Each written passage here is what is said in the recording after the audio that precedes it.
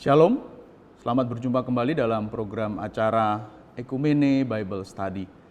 Kali ini kita akan membahas satu tema yang cukup menarik.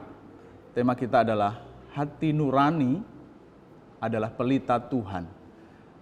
Dan sebelum kita memulai membahas tema yang menarik ini, saya mengajak Bapak, Ibu, Saudara sekalian untuk berdoa.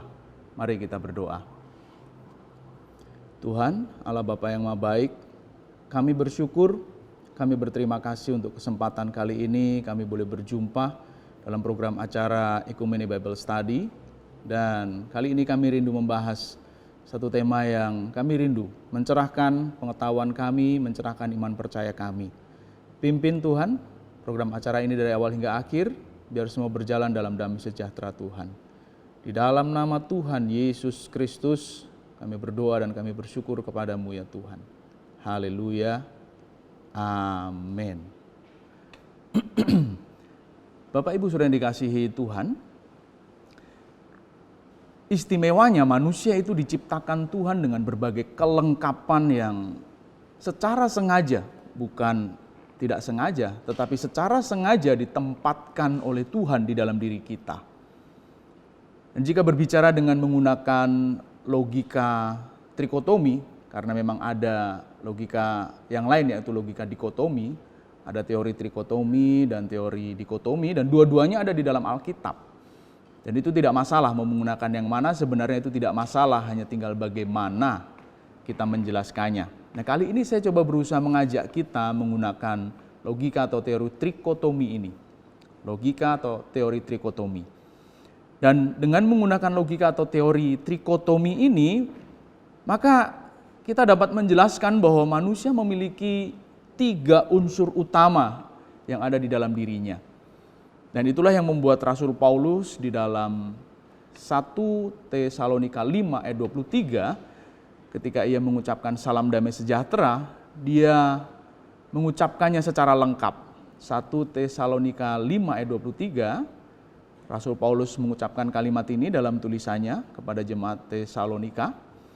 Semoga Allah dalam damai sejahtera menguduskan kamu seluruhnya, dan semoga roh, jiwa, dan tubuhmu terpelihara sempurna dengan tak bercacat pada kedatangan Yesus Kristus Tuhan kita.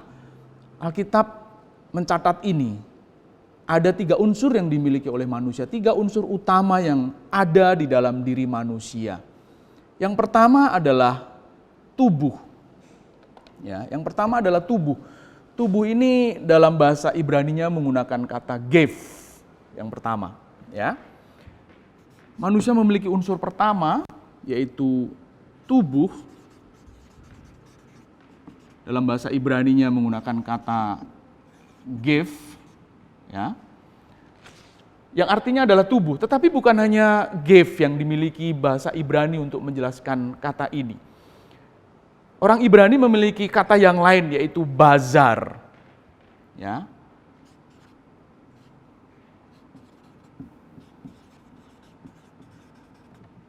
Yang artinya daging. Bazar, daging. Dan yang ketiga, orang Ibrani memiliki satu kata yang lain yaitu se'er, yang artinya sama dengan bazar ini. Dia juga daging. Se'er. Kata ini sebenarnya hendak menjelaskan kondisi atau keberadaan diri manusia secara lengkap dalam kapasitas jasmani yang dia miliki, tubuh. Tetapi kata bazar dan se'er hendak menjelaskan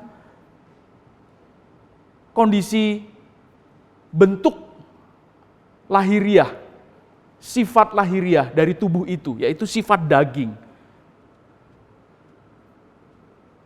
Yang di dalamnya terkandung banyak unsur lain yang membuat tubuh ini ternyata bukan hanya sekedar masalah bentuk luarnya, tetapi ada kapasitas yang ada di dalam dirinya yang nanti kita bisa bahas bersama-sama. Tubuh. Orang Yunani menggunakan kata sarx, ya. Sarx itu memiliki arti daging pula, ya.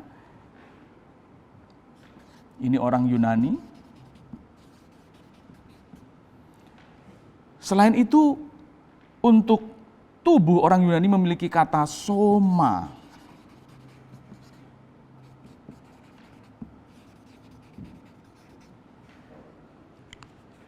Sama, pemahamannya sebenarnya sama.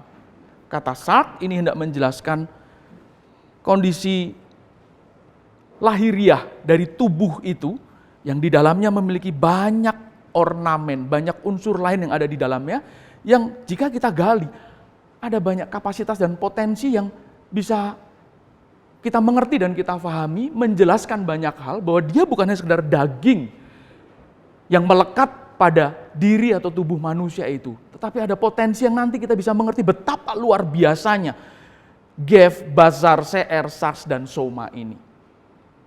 Tubuh atau daging itu, tubuh mewakili personifikasi keseutuhan diri manusia, daging mewakili kondisi dari tubuh itu yang di dalamnya memiliki banyak unsur dan ornamen yang menambahkan kelengkapan dan keistimewaan dari satu bagian pertama. Salah satu bagian pertama, ya. Salah satu bagian yang dimiliki oleh manusia yang menjadi unsur utama terbentuknya diri si manusia itu. Nah, di dalam tubuh manusia ini tadi saya jelaskan, yang kemudian daging adalah merupakan kondisi lahiriah yang dimiliki oleh tubuh itu.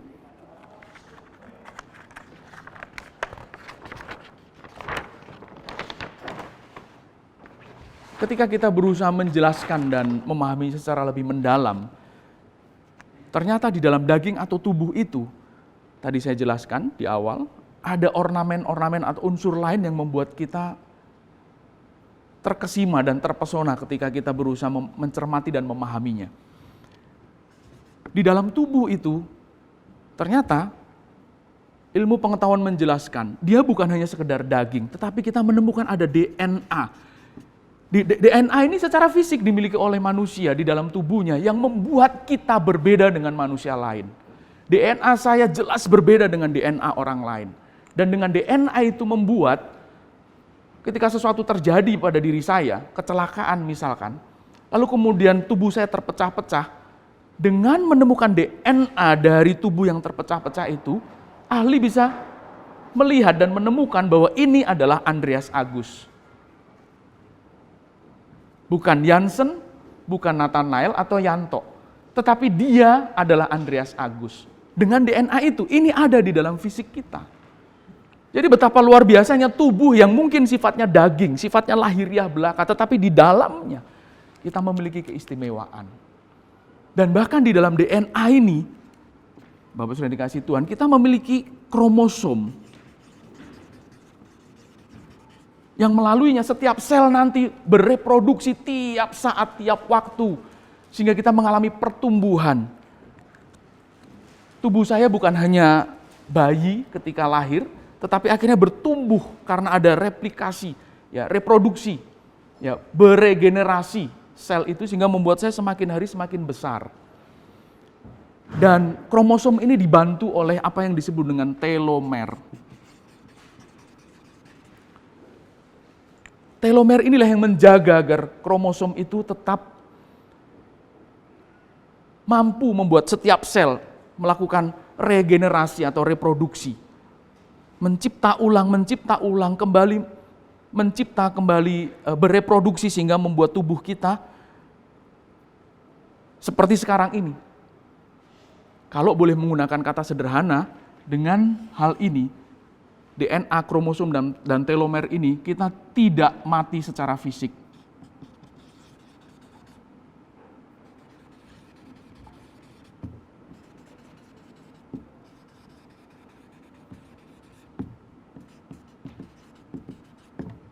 Jika ini kita jaga dengan baik. Tetapi jika ini tidak kita jaga, khususnya menjaga telomer agar tetap hidup, sehingga kromosom tetap melakukan tugasnya, DNA tetap terjaga dan reproduksi sel tetap terjadi, maka kita tidak akan mati secara fisik. Lihat, ini ada di dalam tubuh fisik kita. yang sifatnya daging tadi. Secara lahiriah nampaknya hanya sekedar daging yang menempel di tubuh kita. Tetapi ini penuh dengan makna. Istimewa kita di sini. Nah, para ilmuwan saya yakin akan lebih jelas menyampaikan kepada Bapak Ibu Saudara sekalian. Ada penjelasan ini. Nah, oleh sebab itu, jagalah pola makan, gaya hidupmu sehingga membuat telomer ini tetap menjaga kromosom dan kromosom ini tetap membuat DNA terjaga dan sel serta tubuh kita pun tetap terjaga. Tidak mengalami kematian secara fisik dalam waktu yang singkat dan dekat. Ini yang membuat kita panjang umur secara fisik. Tetapi bukan hanya DNA, kromosom, dan telomer. Di tubuh kita ini kita memiliki otak yang secara fisik juga bekerja membuat kita bisa mengkalkulasi, menghitung, mempertimbangkan, dan lain sebagainya. Otak membuat manusia mampu mengkalkulasi kehidupannya, mengalkulasi hidupnya.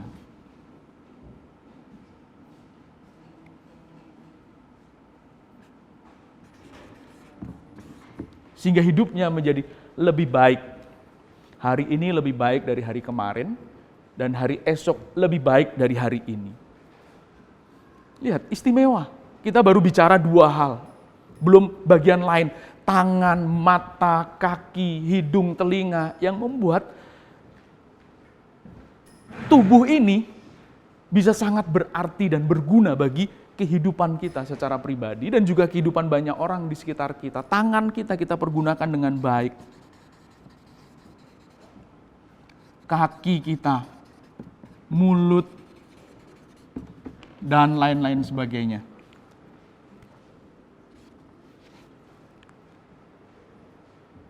Yang akhirnya kita sebut dengan bekerja. Pekerjaan kita menjadi berguna baik bagi diri kita juga bagi orang lain. Lihat, tubuh fisik ini yang sebenarnya ini baru beberapa bagian dari tubuh yang kita miliki, luar biasa.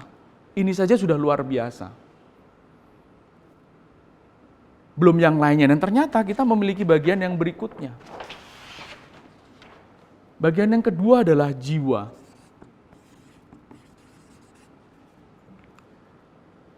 Yang oleh orang Ibrani disebut dengan nefes. Ya, nefes.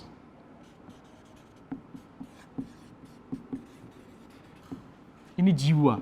Oleh orang Yunani disebut dengan psyche.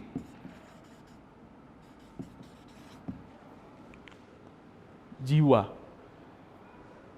Dengan jiwa ini, sebenarnya manusia memiliki kemampuan untuk sadar keberadaan dirinya. Saya adalah Andreas Agus. Saya ada di tempat ini untuk menyampaikan salah satu materi dari Ekumene Bible Course. Itu jiwa saya yang mengajari saya dan memampukan saya untuk menilai dan menjelaskan keberadaan diri saya hari ini. Dan juga lingkungan saya ada di mana, di sekitar saya ada apa saja. Kesadaran itu yang membuat saya tahu saya sedang dalam kondisi apa, di mana, dan mengapa saya melakukan itu.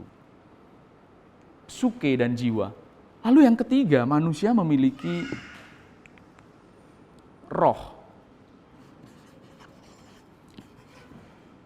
Mengapa saya menggunakan 2 bahasa ini? Karena 2 bahasa ini, yaitu bahasa Ibrani dan Yunani, adalah bahasa yang memang digunakan oleh Alkitab. Perjanjian Lama menggunakan bahasa Ibrani, dan Perjanjian Baru menggunakan bahasa Yunani. Saya menggunakan ini supaya Bapak Ibu Saudara sekalian bisa menangkap bahwa kata-kata inilah yang juga ditaruhkan di dalam Alkitab untuk menjelaskan semua bagian itu. Roh yang dalam bahasa Ibrani menggunakan kata ruah. Ini setiap kata ini sebenarnya bisa kita bahas dan kita kupas dalam sesi-sesi berikutnya, dalam materi-materi yang mungkin bisa kita jelaskan guna menambahkan pengetahuan yang lebih dalam bagi Bapak Ibu Saudara sekalian. Roh dalam bahasa Ibraninya ruah, yang dalam bahasa Yunaninya menggunakan kata pneuma.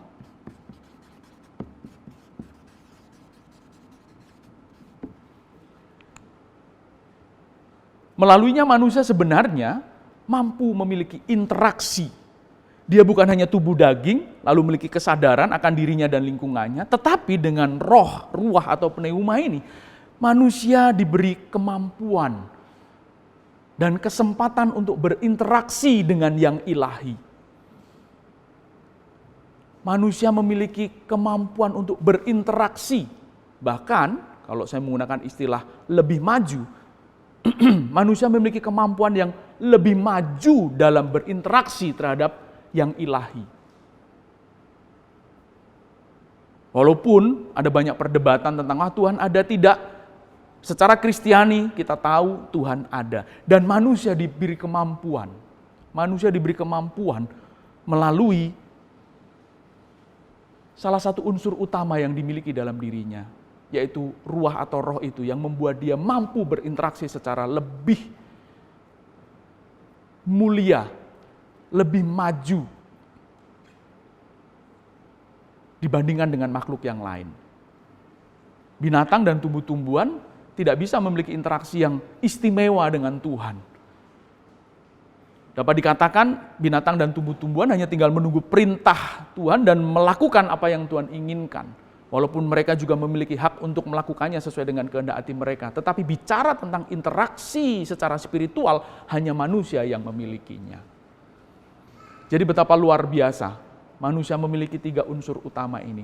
Tubuh yang dapat dibahasakan sebagai tubuh secara personifikasi bentuk jasmaniahnya, tetapi juga kondisi lahiriahnya yang memiliki banyak ornamen di dalamnya, jiwa yang memampukan manusia sadar, dan roh atau ruah pneuma itu yang memberikan kemampuan dan kesempatan kepada manusia untuk berinteraksi secara lebih maju dibandingkan makhluk yang lain. Ya, ini menjadi sesuatu yang mengingatkan kita betapa luar biasa dan istimewanya manusia.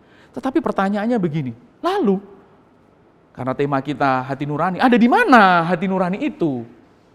Pak Andre, Bapak tadi berbicara tentang tubuh, jiwa, dan roh, sementara tema kita adalah hati nurani.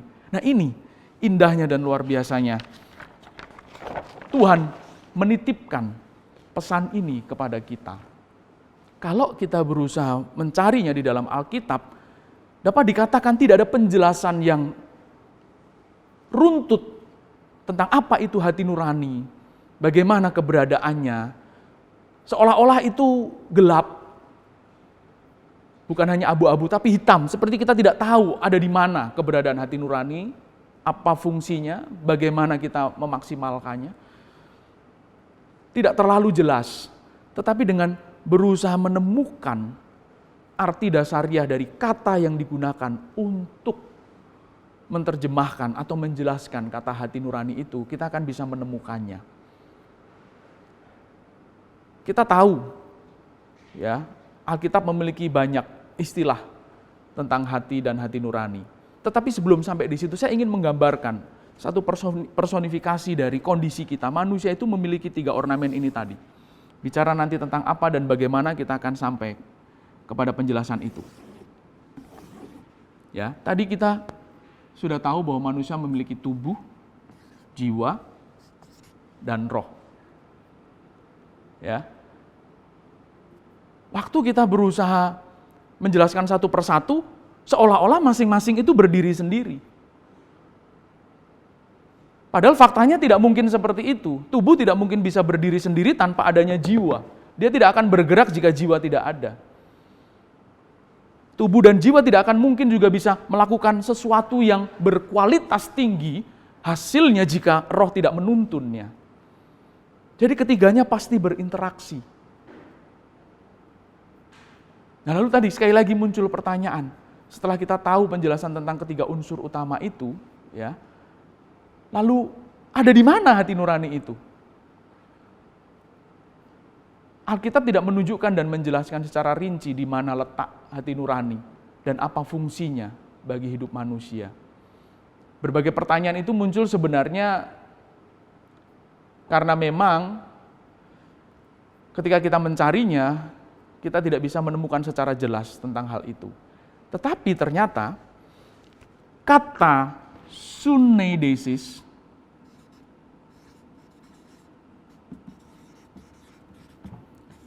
menjadi penjelas atas apa dan di mana hati nurani itu. Sunedesis itu dari kata sin, bersama-sama, dan eido, melihat.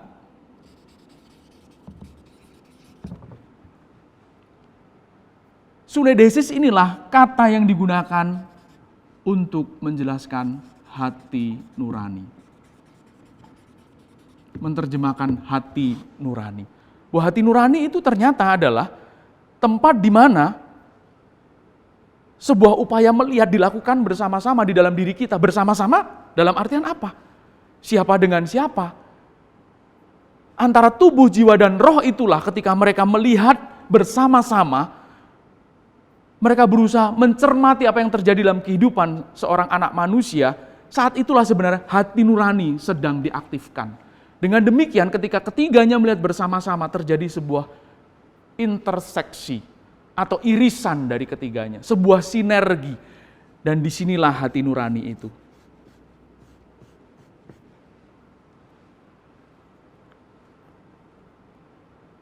Hati nurani ternyata merupakan irisan dari ketiga unsur utama itu saat mereka sedang bekerja, melihat, memperhatikan dengan seksama peristiwa hidup yang sedang dihadapi oleh seorang anak manusia. Inilah hati nurani, inilah sunedesis itu.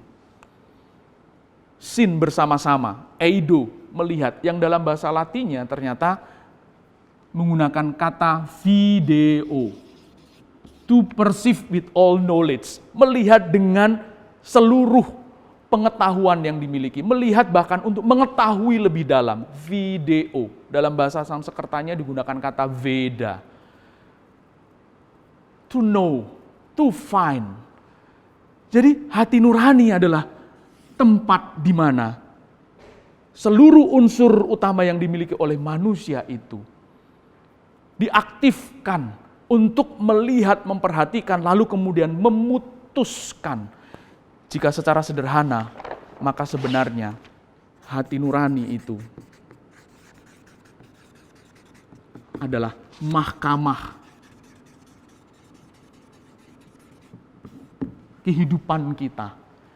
Di hati nurani inilah segala sesuatu dilihat, dipertimbangkan.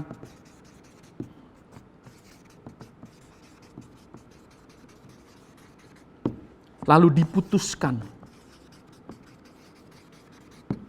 Sehingga proses mahkamah itu terjadi ada di hati nurani ini.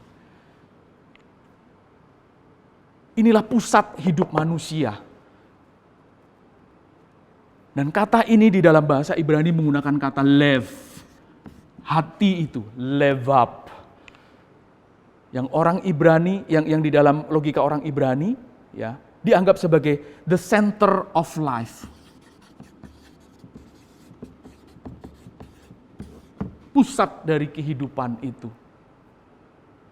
Jadi betapa penting hati nurani ini. Menyatukan seluruh ornamen, unsur utama yang luar biasa yang dimiliki oleh manusia. Demi melihat, memperhatikan, mempertimbangkan, lalu memutuskan seluruh tindakan dan sikap kehidupan yang dipilih oleh anak manusia.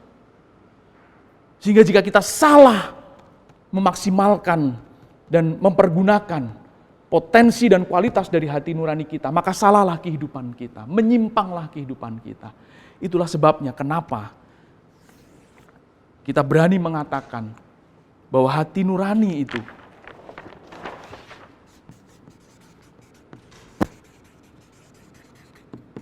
adalah pelita Tuhan.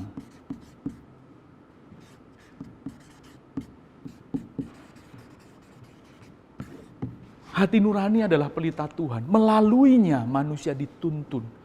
Melaluinya manusia diarahkan. Sehingga hidupnya berkualitas.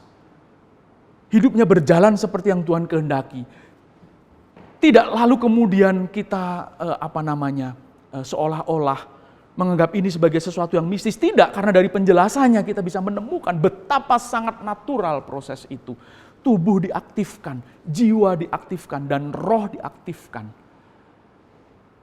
Dan akhirnya terang kehidupan itu menyala dan menuntun langkah setiap umat manusia yang mengaktifkan hati nuraninya menuju kepada apa yang Bapa kehendaki. sampai pada titik di mana hidup kita sesuai dengan rancangan dan kehendak-Nya. Itulah sebabnya Bapak Ibu Saudara sekalian, betapa kita harus dengan sungguh-sungguh memperkarakan hidup kita. Pergunakan tubuh kita dengan benar. Makan jangan galojo, jangan sembarangan. Kalau perlu ditahan, bahkan harus. Bahkan Alkitab pun berkata ketika nafsumu itu berlebihan, taruhkan pisau di lehermu, udah cukup. Kalau udah tahu kolesterol tinggi ya jangan makan sembrono, jangan makan sembarangan. Cukup tahu tempe sayur, nasi. Ya Pak, nanti malah asam urat, ya jangan lalu tahu tempe, terus sesekali ya ikan. Atur ini, olahraga juga perlu cukup. Apalagi di masa pandemi sekarang ini, betapa kita harus menjaga tubuh ini supaya sehat. Hati-hati loh, sehat itu mahal sekarang. Jiwa kita isi dengan hiburan yang berguna, isi dengan pengetahuan yang berguna. Jangan nonton yang gak perlu. Ini penting sekali. Isi jiwa kita dengan hal yang berguna. Supaya ketika diaktifkan membawa kita kepada kehendak Tuhan. Pelita Tuhan betul menyala, apalagi roh kita. Ini mah tidak ada yang lain. Firman Tuhan menjadi makanannya. Tidak boleh yang lain dan tidak bisa ini. Saudara mau isi dengan apa? Nggak bisa kecuali firman Tuhan. Ketika semuanya dinyalakan, maka sungguh api hati nurani itu sebagai pelita Tuhan menyala terang bagi kehidupan kita. Tak tergantikan. Tidak usah kita berdoa ngotot-ngotot, oh Tuhan hadir dengan sendirinya ketika kita mengaktifkan seluruh bagian hidup kita itu. Saya rindu penjelasan ini memberkati Bapak Ibu saudara sekalian. Dan mari, tundukkan kepala dan kita berdoa. Biarlah kiranya apa yang saya sampaikan menjadi berkat bagi kehidupan Bapak Ibu saudara sekalian. Mari kita berdoa. Tuhan Allah yang Maha Baik, kami bersyukur dan kami berterima kasih karena kehendak-Mu nyata dalam kehidupan kami. Membuat kami sadar, membuat kami ingat betapa anugerah-Mu besar dan luar biasa bagi kehidupan kami. Kau anugerahkan tubuh kepada kami, Kau anugerahkan jiwa bagi kami, dan Kau anugerahkan roh bagi kami. Untuk akhirnya kami aktifkan, kami optimalkan bagi berkualitasnya kehidupan kami. Disitulah kami menjadi pribadi yang bertanggung jawab. Tidak lagi merengek-rengek seperti anak kecil meminta Tuhan menuntun langkah hidup kami. Karena melalui anugerah yang Tuhan sudah berikan, sebenarnya Tuhan sudah sejak dari awal menuntun langkah hidup kami. Ajari kami bertanggung jawab menjadi pribadi yang dewasa dan menyenangkan hati-Mu. Sehingga pelita Tuhan, yaitu hati nurani itu, terus menyala dalam hidup kami. Sehingga hidup kami pun semakin berkualitas, berkenan dan menyenangkan hati-Mu, sempurna dalam pandangan mata-Mu. Terima kasih ya Bapa, kami mensyukuri berkat-Mu hari ini. Hanya di dalam nama Tuhan Yesus Kristus, kami berdoa dan kami bersyukur kepada-Mu ya Tuhan. Haleluya. Amin. Selamat berjumpa kembali dalam program acara Ekumene Bible Study berikutnya. Tuhan Yesus memberkati.